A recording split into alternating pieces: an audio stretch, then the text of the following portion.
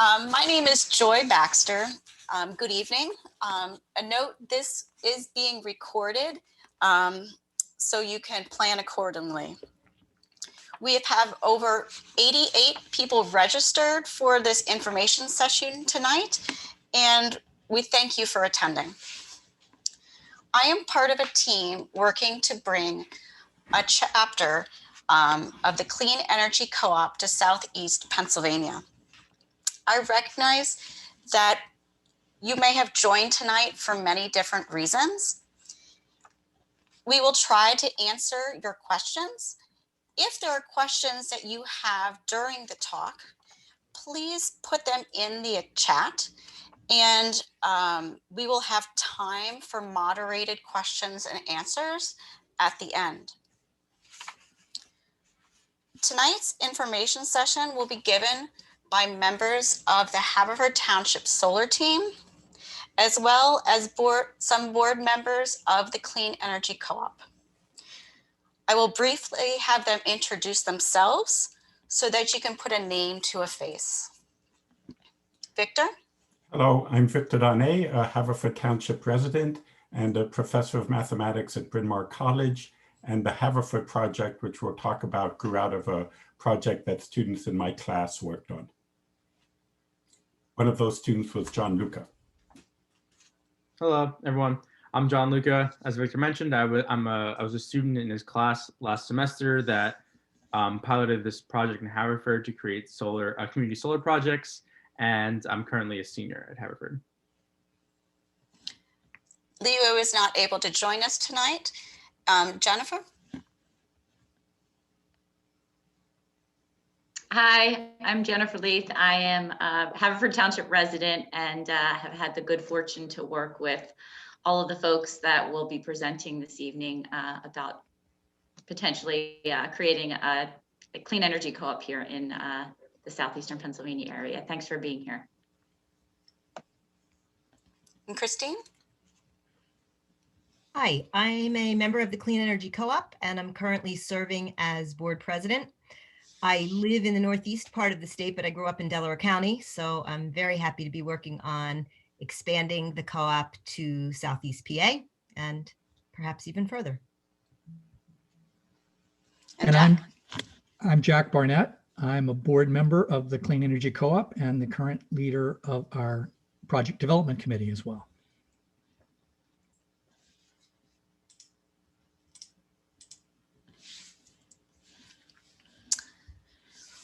Like I said, we had over 88 people register. Just to give a snapshot of where we are all coming from.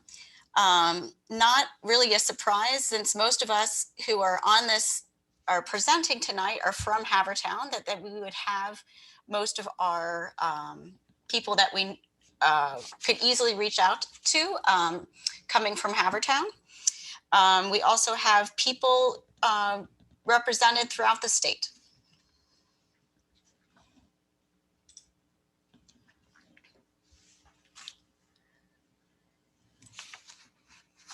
We will cover tonight how we came to find the Clean Energy Co-op.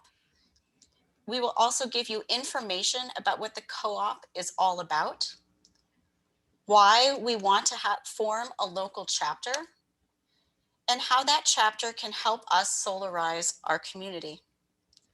And finally, how you can help start the local chapter.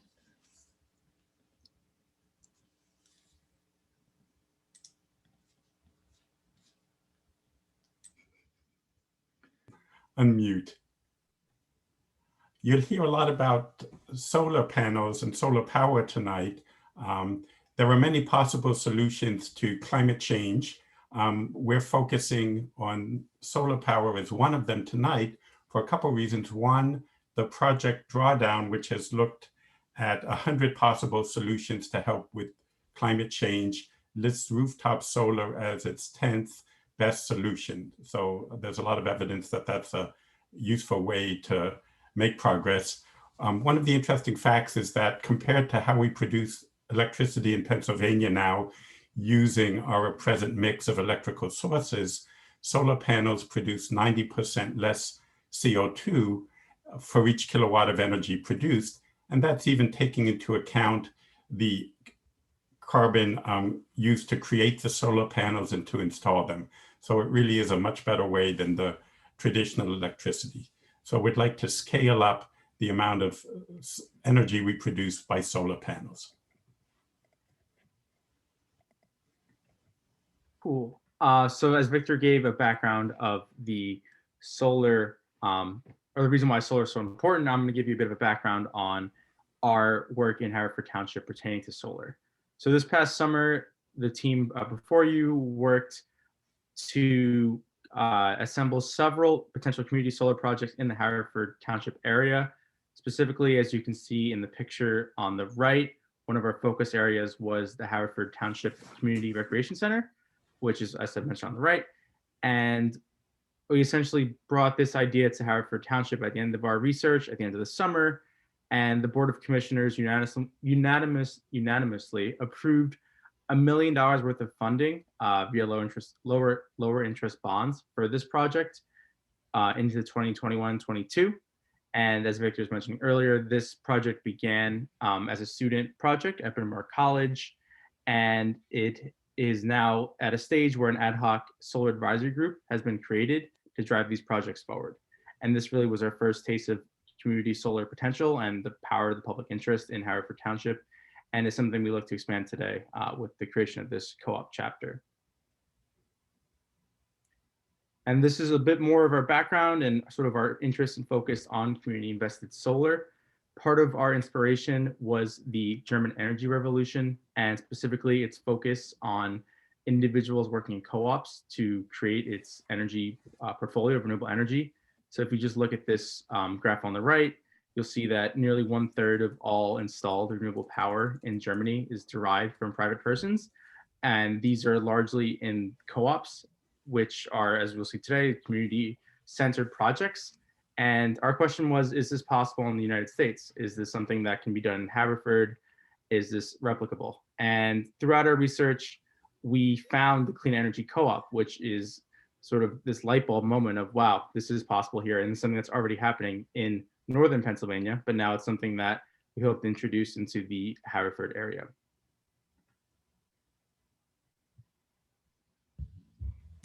How did the Clean Energy Co-op begin? There is a fantastic organization in Northeast Pennsylvania called SEEDS, whose mission is to promote energy efficiency, renewable energy, and sustainable living in the local community. In 2013, a SEEDS committee was formed to see if there was a way for community members to invest money in local projects. In May 2014, the Clean Energy Co-op became a for-profit, member-owned, cooperative corporation registered in Pennsylvania. We continue to be volunteer-run, though most would agree that Jack does the work of a paid employee. We invite you to explore our website for more information. What is a cooperative? You may be familiar with food co-ops, credit unions, rural electric co-ops, REI, or others. Let us know in the poll that's going to be showing if you are a member of a co-op.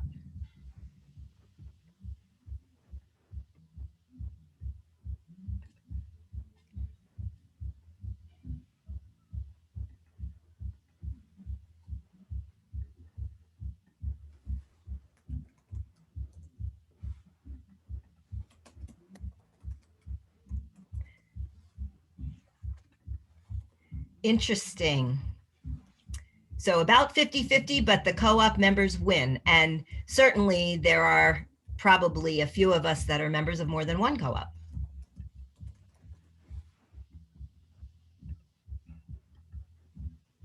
A few key things about co-ops, including the Clean Energy Co-op.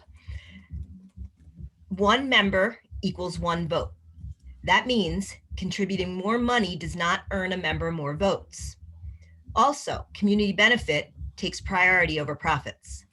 That said, we are a business and we do need to make a modest profit. Lastly, co-ops are people working together, enabling the group to do more than the individuals could do on their own.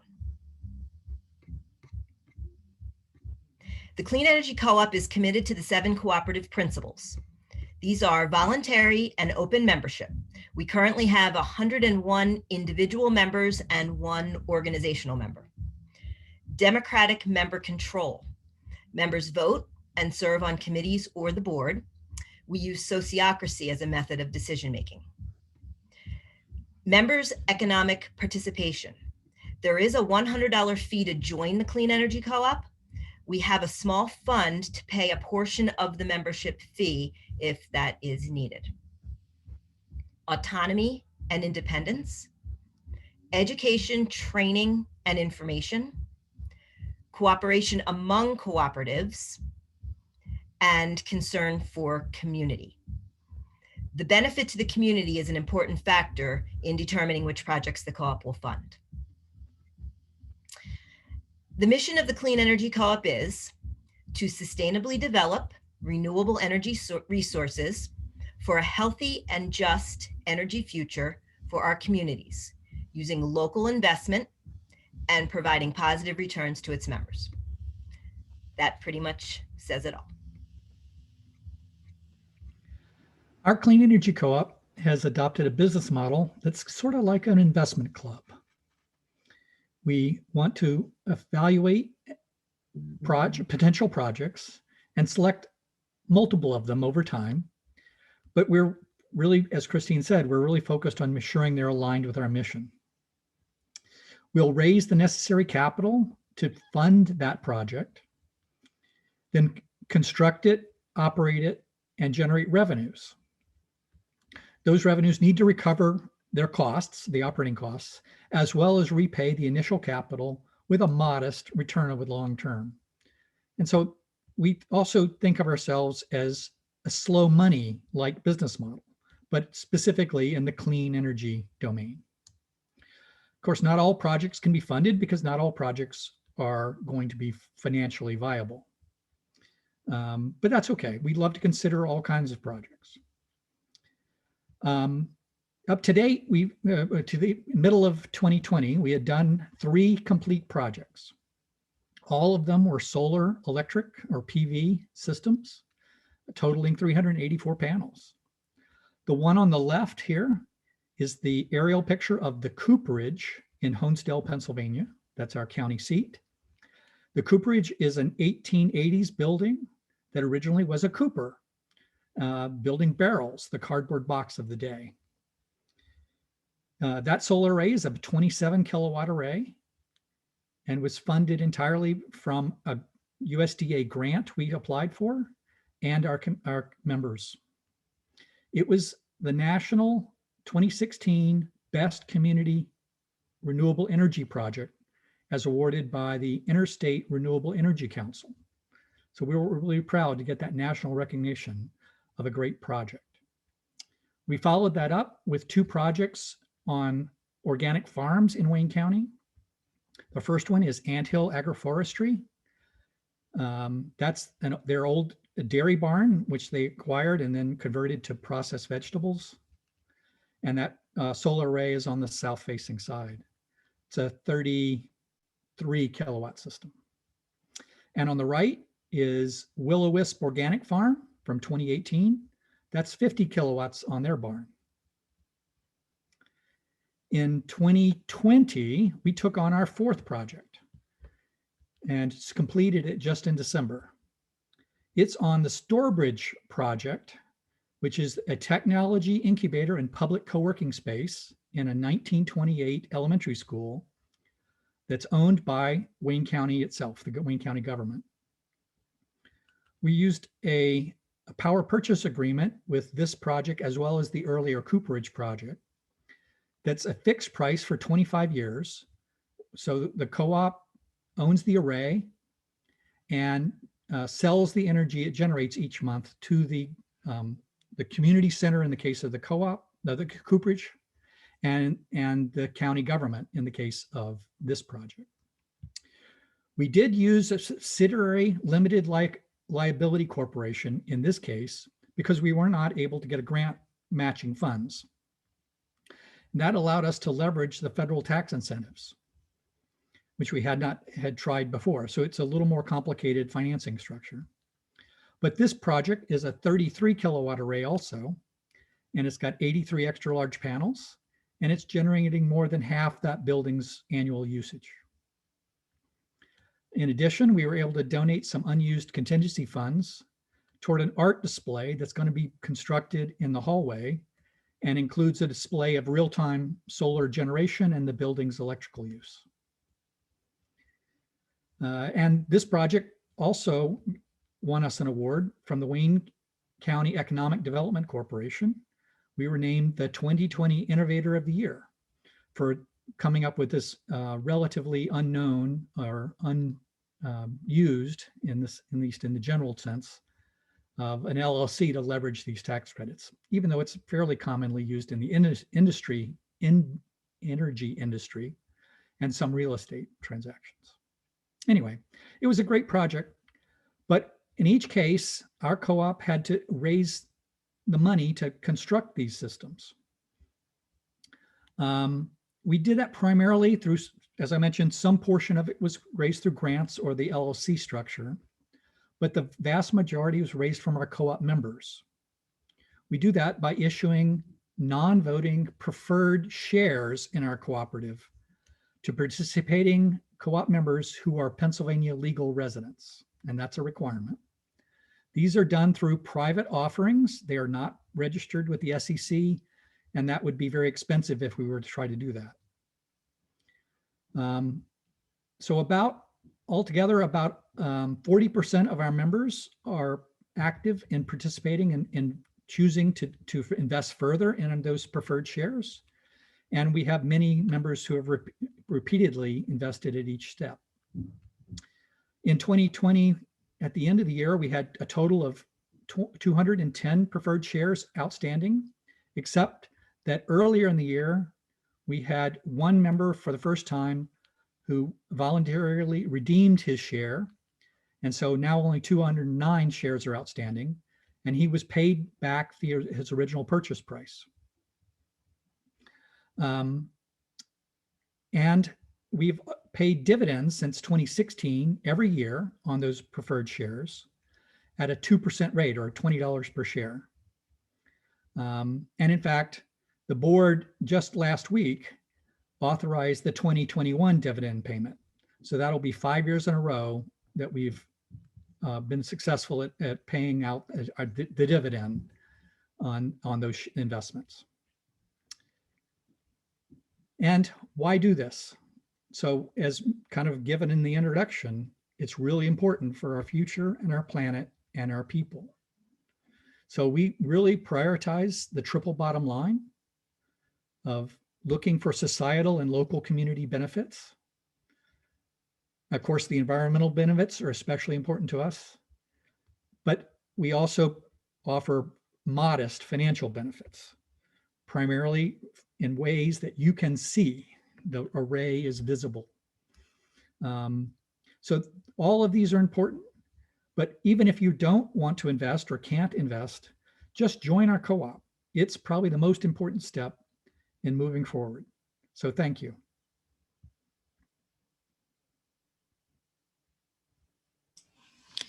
So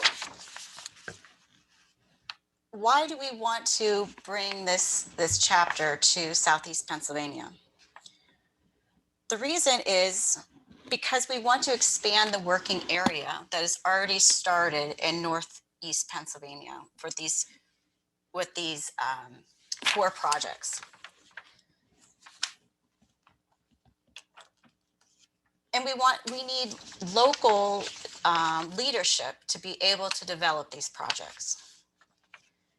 The structure of the co-op with a chapter is fairly simple. Everyone will be a member of the Clean Energy Co-op. In addition, the local chapter will have local leadership in order to bring educational and project development work locally. And the chapter will also have representation on the board and on committees.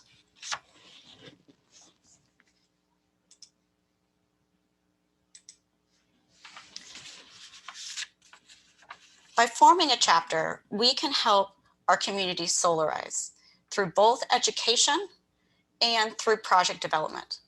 The Clean Energy Co-op finances renewable energy installations on local nonprofits and community organizations, and has experience in developing solar installations.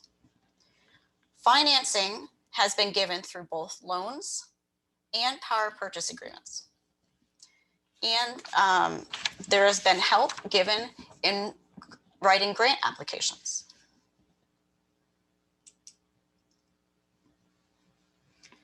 There are some requirements, prerequisites for a project to be developed.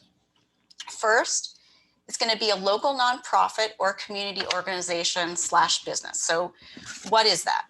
Examples can be municipalities, houses of worship, healthcare, childcare, low-income housing, theaters, agriculture, firehouses, other co-ops. These are just examples. More probably fit into this.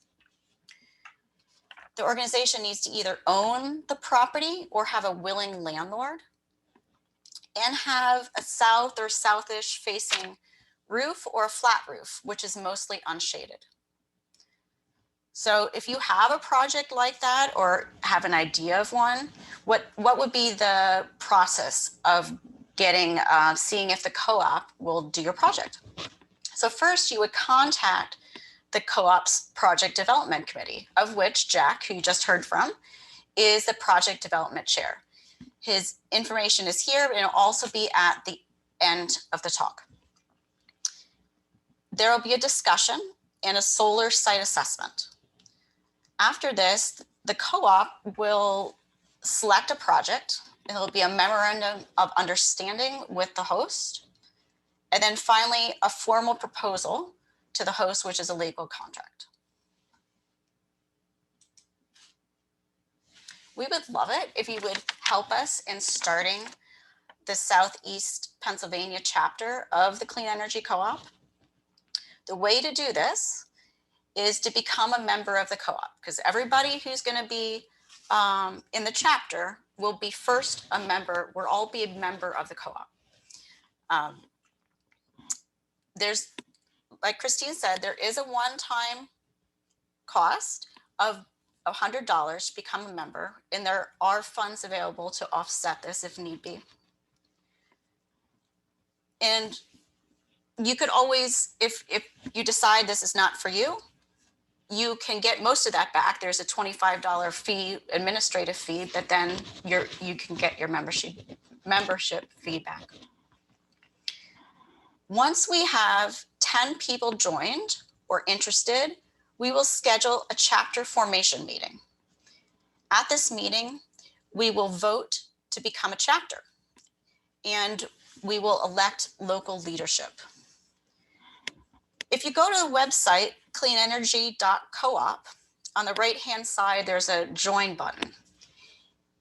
There, on that form, you will not see anything differentiating which chapter or anything that you want to join. You're just joining a co-op. It's not a problem. We were going to contact everybody who's in the co-op about the chapter formation meeting. And as well, people who have contacted me who are maybe not ready to join the co-op but are interested. You can contact me, and I have my contact information next. And we will let you know about that meeting as well. So we hope that you will join us in forming our local chapter and combating climate change by increasing local renewable energy, investing in our local economy, and identifying local projects. If you are interested in joining the chapter or forming this chapter, first join the co-op at the cleanenergy.coop website. Or again, if you're interested but not ready to join the co-op, you can email me. My email is joybaxter@gmail.com. Or if you like, you could send right now a private chat and give me your contact information, or at least your name. I should have it from the registration, one or the other. And if you are interested, have ideas about local projects, something you think would be a good project, or you have a project in mind in your organization and think that the Clean Energy Co-op might be able to assist you in getting the capital that you need, please contact Jack Barnett. His email is cleanenergycoop@gmail.com, or you can contact myself. And if you have general information, Christine will be happy to answer those questions at info@cleanenergy.coop, or you can check out the website. At this point, we're ready for some questions and answers. I think Christine and Jen have been monitoring the chat. If you, Christine and Jen, are there some questions? Yes, there's some great questions. I'll go back up to the ones. So if everybody is interested, you can scan through the chat. I tried to answer some quick ones already, but some of the ones that I wasn't able to answer, either because I wasn't sure or they were kind of longer, I can just present them right now. So Jack, this is probably for you. Dara wants to know, do you realize both the federal tax credit and the depreciation as an owner of a commercial project? Yes, as long as you're a for-profit entity. And so when our co-op owns it or the LLC owns an array, they do use those benefits as part of the financing. If a commercial owner, like the farms, those are commercial for operating companies, instead of, so they own the title to their arrays, and they themselves got the tax credits and the depreciation benefits. Then this is a more general question. Peter asks, are there any PA securities laws that apply? Absolutely. You can't have preferred shares or securities without having laws that apply. The good news is, as a Pennsylvania cooperative operating under the Pennsylvania cooperative law, business law, our co-op can make private offerings solely to its members who are Pennsylvania residents without having to have a registered prospectus with the appropriate state bureau, which I can't remember the name of. And similarly, as long as we are not offering it to any resident of other states, it does not have to be registered with the Securities and Exchange Commission at the federal level. So we are always conscious of those restrictions. And that's why this is not this is a public meeting, and this is not an offer to invest in or to encourage you to invest in our preferred shares. It is solely an information session about what we've done in the past. And Dara has another question. How much do the receiving organizations generally pay for the system, or is it pretty much donated? Well, it depends on the power purchase agreement details for each host. In some cases, for example, the USDA grant has a recapture clause, even 25 years in the future, where the title to that solar array, if it changes hands in the future, a portion of the original grant money has to be repaid to the US government. So we had to cover for that in the transfer at the end of the term of the 25-year PPA. Jane is asking, is the Clean Energy Co-op involved with the development of other chapters in Pennsylvania? And the answer is no, but we hope to. This is our original work, and we're looking forward to expanding even further if that happens. We also have a question from Keith, how this opportunity might be applied within HOAs, homeowners associations. Homeowners associations are obviously a commercial entity. In some cases, they may be set up as a nonprofit and not be able to use the tax credits and other benefits themselves. In other cases, they may be. It depends on the legal structure of the HOA. And yes, we have actually talked to 2 different HOAs currently and have a long-term interest in potentially doing arrays at larger facilities, either on their common building roofs or perhaps even a ground mount. Robin asks, can a local project sell to individual residents, or does that require PA to legalize community solar? And I think the answer is we need community solar. Yeah. Yeah, as some people may be aware, the Pennsylvania legislature has been considering adding a community solar definition to the Pennsylvania laws, in which case we could expand our offering and do a lot more. But right now, that's not possible or not easy. Reed asks, what is the typical price you charge in your power purchase agreements? Oh, that's a tough one. We've done 2 so far and calculated possible prices for many proposed projects. The first one, the cooperage, is not a public number, so I can't reveal that. The one in the for the county government is in the public record, though it's not published anywhere, but it is in the range of 9 cents or more. And so it is greater than the utility retail rate, the rate to compare. So people need to be aware that this is not a slam dunk.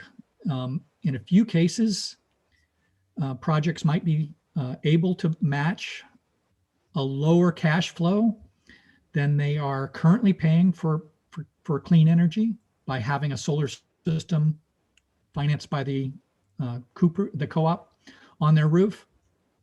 But it generally is not going to be that way easily. But you are getting a fixed price for the next 25 years. So there is a definite benefit to the entity for not having to worry about their future energy pricing. They know it's locked in, as well as they don't have to raise their own cost of their own capital to pay for that. It was great that Haverford is issuing their loans or bonds, but there's a cost of capital there, or a loan needs to be taken out. In this case, the PPA host has no upfront cost, and that's also the risk of ownership is on the co-op, where we are responsible for repairs, maintenance, any outages, etc. And from Peter, are there 10K type annual reports for the co-op and or on a project LLC basis? No, that's one of the big overheads that, as a private entity not being officially registered, we do not have such audits and annual reports. We do give a unaudited financial report at each of our annual meetings. So the members of the co-op certainly have access to our financials, but it is not nearly the equivalent of a 10K. And Keith wants to know, do you deal with building envelope and insulation upgrades too? We have considered projects in the past that were energy efficiency upgrades such as that. We have not figured out, at least in that project consideration, we were not able to figure out how to make it financially viable. There are definitely other organizations that provide loans, such as the new CPACE legislation that's now active in Pennsylvania. And we can help educate people on the availability of financing for such upgrades. That's one of the functions we serve in the co-op. Are there any examples of involvement with community development corporations or economic development corp? So far, only at very kind of arm's distance. The most recent project I mentioned, the Storebridge project, is operated by the Wayne County Economic Development Corp. So they are the tenants in the building. Are the shares heritable? Absolutely. Would you ever see an opportunity to partner with an organization such as the Sierra Club? Oh, that could be interesting. We're open. Yeah, I mean, love it. If the co-op is a for-profit that can take the tax credit, what is the purpose of working with an LLC? Okay, so it's a little complicated in that particular deal, the project, we had already signed the PPA. So the PPA had locked in certain constraints in the financial model. And after the grant was not available, we had a choice of either canceling the whole deal and walking away or coming up with an alternative structure. But we knew the commissioners weren't going to be willing to change some of the basic terms. And so that restricted the issue of needing to find about 25% of the project's capital, which we would not have to pay back in cash. So by using the LLC, we could find a local business that was willing to invest about 25% of the capital and not take away cash returns. Instead, they get the tax benefit returns as their return. Okay, what happened? Can I add one more Yes, thing, Jack? please. I think another answer also could be that the co-op uses the depreciation, but has not actually itself had to pay taxes. So then the tax credit is right now not beneficial to the co-op. You're absolutely right. We are carrying a tax credit now for plus 5 years, and we still have another 15 to carry it forward to have so much profits that we need to. And with a mixed portfolio of loans and PPA type revenues, maybe someday that'll be true, or we'll invest in a business that generates other revenues that generates enough to pay profits to require us to pay taxes. And how does the co-op have the expertise for PPAs? Do you have to hire folks to vet out the details? Yeah, we have lawyers who are members of the co-op. And in some cases, they have donated their time to help us review the contracts. So we're fortunate. And in some cases, we've paid legal fees as part of the project to get to a closure. In fact, in all projects, we've paid at least a minimal legal fees. And insurance fees and accounting fees. And there are costs that aren't part of the construction budget that definitely go with each project. Are the RECs generated by the project sold or held or retired by the owner? Oh, I wish we could retire them. I retire them in my personal solar array because, yeah, it's giving kind of permission to pollute to someone else, which is not exactly my personal desire. But the RECs we do get are helping to finance this expansion of the solar throughout the state. So to date, the co-op has sold its SRECs that are generated on arrays that it owns. And from Richard, have you worked with local environment advisory councils or RF 100 groups? We have not yet. Love to do so. Yeah. Nancy just joined, easy peasy. Thank you, Nancy. Janice wants to know about community solar. Does that mean solar power on land for several properties use? Let's see if I can give the short version of it. The idea of a community solar array in the legal definition that's being proposed is a moderate sized array up to 5 megawatts. So that's roughly 20 to 25 acres, not to exceed that 5 megawatts. That is shared in the sense that the electrical generation can be distributed virtually to other members of the community, whether that's residents or small businesses, that would then see a discount on their utility bill for the energy that they subscribe to in that community array.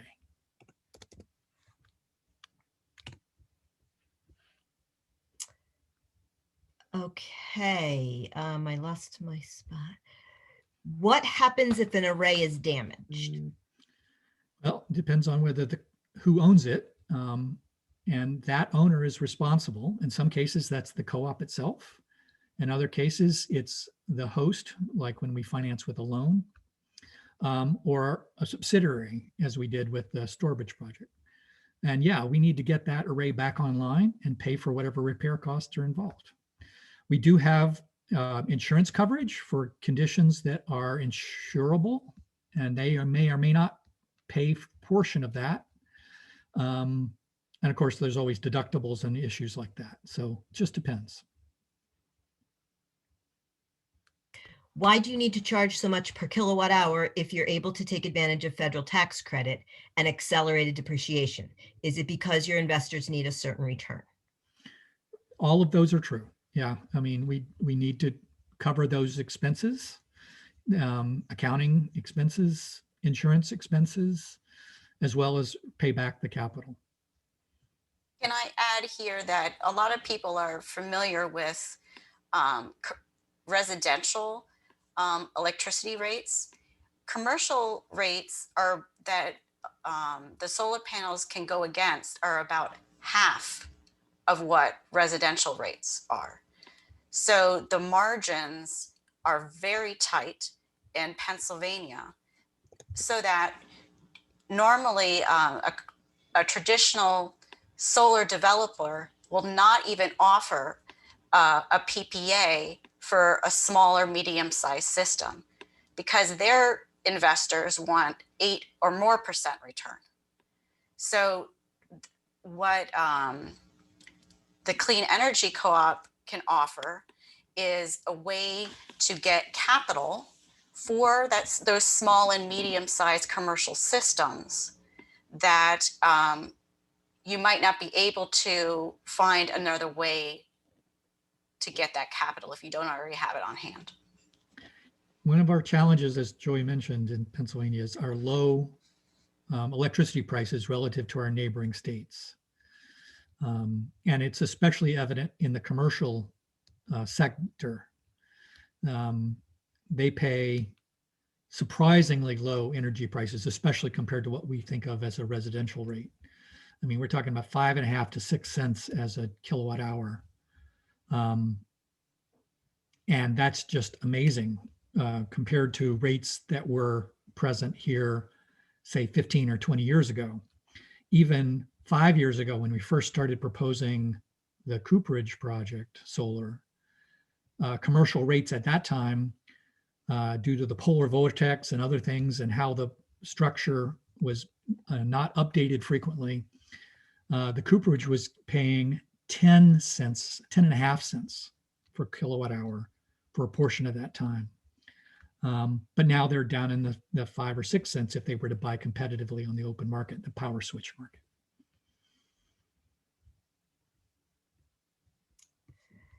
All right, Chris, I'm going to jump in and take the questions off your hands. Okay. So Gary asks, would you consider as a project helping my retirement community to incorporate solar? Retirement community. I guess it depends on the structure of how that is legally configured. Is it an entity or is it just a development? And that'll be the starting type of questions. And then of course the solar access. Maybe Gary, you can follow up with a question or reach out to Jack or Joy directly. Ray asks, what geographic area would the Southeastern PA chapter include? I can answer that. Right now we're looking at Greater Philadelphia area. We certainly do not want to exclude anyone. Since the reason for developing having a local chapter is to enable local education and local development, I'd say, if I'm going out to a potential site, if it's within half an hour to an hour range, I think that is fine. So therefore, anybody kind of within that range that's in Pennsylvania would be great. If we end up having so many people, if that could ever happen, that we would break up into smaller chapters, we would look at that later on. But right now, the Greater Philadelphia area. We are the pioneers here. We're kind of starting the first chapter, so whatever we would like it to be, we can make it be. Dan asks, do holders of preferred shares get 1099 dividends or the equivalent for tax purposes? Yes. Yes. Great. Somebody must have asked how many employees does the co-op have? The co-op has no employees. We're all volunteers. Khaki Evans asked, what are the needed skill sets for the decision-making processes? Not sure That's if that was interesting. relative to a previous question. Yeah, that's an interesting one. I'm not sure it's easy to quantify. I mean, in my case, I'm fortunate enough to have spent a lot of time working and volunteering mostly in the solar area. We do have other members of the co-op who are professionals in the solar businesses. And we welcome all participants to help us in the process. It is a volunteer work, and most of us are excited and motivated by that to do it. Great. Jim asks, could the co-op organize fundraising, not investing, to reduce the cost to the community site, like a Gofundme, or would that be done outside of the co-op?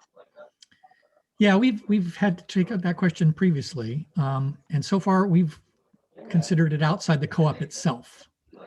But in some cases, when we're working with a nonprofit host, they may be doing exactly that, and there's cross-promotion opportunities where some people want to donate funds, and that's great. That could then be contributed to the project through the host.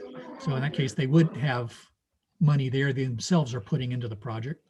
It may or may not make sense depending on the legal structure of that project, however. Gotcha. Khaki asks, if PA passes community solar, how would that impact the clean energy co-op? Pros and cons, examples, pricing. That's a long conversation. But I personally believe we can make our co-op even more successful and do much more for our members as a result.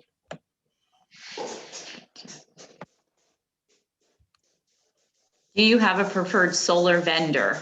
Do you put each job out for bid? How is that determined? Yeah, our committee pursues multiple bids if we're available. We prioritize local contractors and installers who are using local labor. We prefer equipment that's U.S. Manufactured, but that's not always easy to get, and it can be much more expensive. In fact, part of the artwork that's being designed for that cooperage, the Stourbridge project art display, is actually going to hit on that exact topic on where's solar coming from and where's the equipment coming from. And in part of that display, part of that array had ballast blocks, concrete blocks that are on the roof of that building that were manufactured about, I don't know, not quite a mile away at our local concrete plant. Great. We are at the end of the questions that are in the chat. I am the offender of the background noise, so I'm going to mute myself. Robin mentioned it's hard to hear. My kids are the background noise, so I apologize for that. So I'm going to throw it back over to Joy. Actually, if we want to, we can hear from a couple of the Clean Energy Co-op members that haven't been on the panel, and maybe they could say a few words about why they became a member and what they appreciate about it. So Marion, do you want to say a few words? Sure. Did I come in there? Yep, you're on. Okay. Hey guys. Yeah, so I live in Philadelphia and I have solar on my house, and that was great. But I met Jack at a Pennsylvania solar organization, and I just thought it was the greatest thing. And the fact that Pennsylvania has these special co-op rules that allow people to invest their money and be part of it, I just was totally excited. So I joined the co-op and I bought one chair, and I came up to one of their events. Jack, I forget what the farm that Will-O-Wisp. Yeah, so Will-O-Wisp. And it was really fun, living in the city, but going up to sort of farmland was great. And I just liked knowing that I'm part of this solar, a whole bunch of solar projects. It's great. So, and now I'm actually on the technical committee too, because I'm just totally fascinated by solar and how it all works. And one of the challenges of Pennsylvania is this whole funding thing, because like Jack said, the cost of electricity is just so low. It's a big challenge. So that's another thing I'm really interested in. So. Thank you, Marion. We have a couple other questions that have come in. What are the risks to individuals or to the institution who has the solar array? Oh, yeah, thanks. I was just typing a chat answer to that since it was missed earlier. Yeah, there are risks, obviously, for anybody putting an array on their roof. And both, in this case, there are multiple entities involved, whether it's the tenants, the landlord, the owner of the array. All of those things have to consider risks. And there's always risks for investing. And just to clarify, yeah, our members who are offered to invest in the preferred shares are given an offering memorandum or prospectus that is detailed, reviewed by the board and the financials prior to being issued. That's a private offering. It is not a public document. It is only available when a board authorizes an offering and when it's given to co-op members only who are Pennsylvania residents. We also have, there are a couple more questions and comments. How does battery storage relate to your projects? We haven't taken on a project with storage yet. It's a little hard to monetize batteries, but we look forward to when that's possible. Otherwise, it just adds to the cost of the system without necessarily generating more revenues. So we'll have a higher price until we know how to monetize them in some way. And Scott wants to know if there are members that invest but do not actively volunteer. And I can answer that, yes. So I guess I really didn't go over that in terms of a co-op, but some people know in a co-op, typically the jobs get done by members according to their interests and availability, et cetera. And I guess in our co-op, one of those talents would be the extra money that can be invested. So yes, we have people that invest that don't actively participate, and we also have people that actively participate that don't invest. A question for Joy, will this presentation be shareable? Yes, we haven't worked out exactly the details of that. You can let me know or put it in the chat if you wish to have a recording. I did get some requests for people who could not make it or were going to be coming late. So I think I have two of those people that I'm going to share the recording. If you have a strong desire for the recording, we'll work out a mechanism that a large file doesn't have to be transferred and all that. Or maybe we could even put it on the co-op website. And Donald asks, what are the sources of the co-op's investment funds in addition to the members' preferred shares? I think I mentioned grants. We did have a grant granted to the co-op for the first project. Each project after that is also reinvested some of the funds that first project and the later projects generated back to the co-op in terms of revenues. So we were able to recycle some of those money, not repay preferred shares yet, and instead put them into the next project. And one of our co-op members, David Persh, who is the chair of the outreach committee, will say a quick word.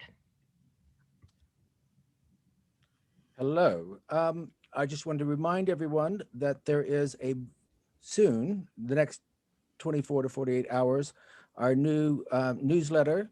And to receive it, just go to the website, cleanenergy.coop, and sign up for it, and we'll send it to you. And also, I see from the participants, there are 53 participants now. 2 have already joined. If you want to join, you can also go to the website.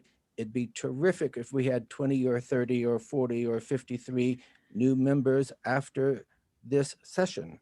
So please go to the website, sign up for the newsletter, and or join the co-op. Thanks very much. And yeah, if you do join the co-op, you're automatically signed up for the newsletter. Oh, and Tina reports that her mother bought her a membership as a holiday gift.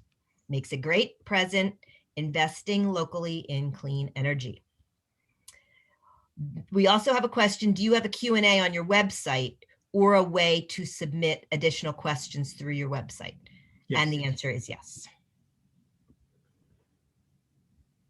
And certainly feel free to use any of the email addresses as well.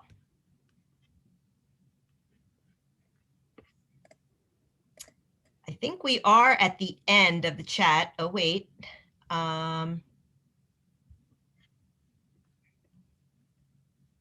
Yes, I think we are at the end of the question and answer and comments. One thing that I've been working with Victor since June, and that he has kind of instilled, is at the end of a gathering like this to maybe share something that you're thankful about, that you enjoyed learning about, or something like that. If you want to put that in the chat, that'd be great. We could share a couple of those. I'm really glad that you guys came out, or did not come out tonight, but showed up for this chat. If you feel that others that you know might be interested, please let us know, and we'll figure out a way to share the information session. And we just we're excited about the ability for local people to make change and not to have to be reliant on another company to be able to finance it, but that if we want to get it done, we can do it. Yes, and also I wanted to address Sharon's comment right in the beginning. She wanted to see if maybe people could type in the co-ops that they were involved in, which I think is a great idea. We didn't want to encourage the chat to get overrun because we were needing to use that for our Q&A. But in addition to saying what you might have learned and what you got out of tonight, maybe if you want to share some of your co-op memberships to give other people some ideas, that'd be great. And thank you for everyone's participation.